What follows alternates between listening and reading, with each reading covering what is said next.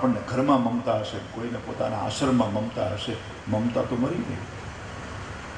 આ બધી ખાનગી વાતો છે, જાહેરમાં. પણ હવે આ કથા મહાત્માની એટલે બધી આ બધી વાતો કર્યા વગર છૂટકો નહીં.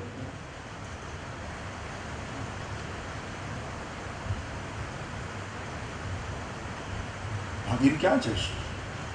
ભાગવત એમ કહે છે સંસાર છોડવાની વાત. હા, વેદોએ એટલું જરૂર કહ્યું કે ત્રંબકમ યજામહે સુગંધિમ પુષ્ટિવર્ધનમ. ઉર્વારુક, કાકડીની જેમ. ઉર્વા એટલે કાકડી, ક્યુકમ્બર.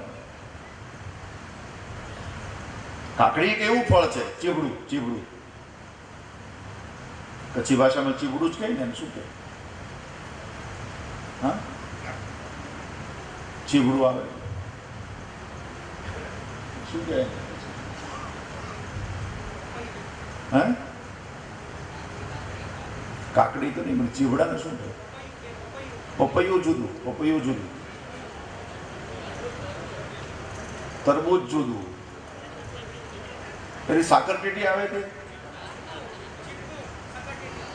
સાકર ટેટી ને ચીવડું. આ ચીવડું અને કાકડી જાત એક છે, આકાર જુદા જુદા છે.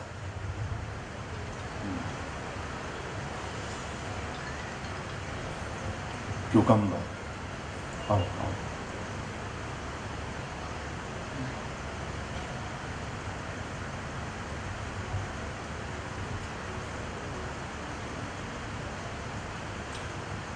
ચીવડું ને કાકડી વેદોમાં કહ્યું છે એક એવું ફળ છે કે કાચો છે ને ત્યાં સુધી એના વેલા સાથે મજબૂત બંધાયેલું હશે.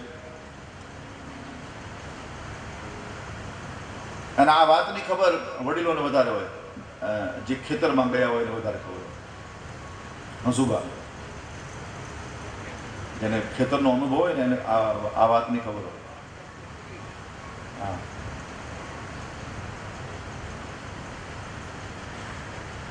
પછી આમ કાકડી કાચી, ચીવડું કાચું હોય ને, તમે આમ ખેંચો ને તો આખો વેલો ખેંચાઈ જાય. આખું એનું ઝાડ મૂળમાંથી ખાય, પણ એ જુદી ન થાય. એ એના વૃક્ષને છોડે નહીં. એક સમય એવો આવે જીવડાનો અને કાકડીનો કે એનું ઝાડે સલામત અને એ પણ સલામત. એની મેળે છૂટી,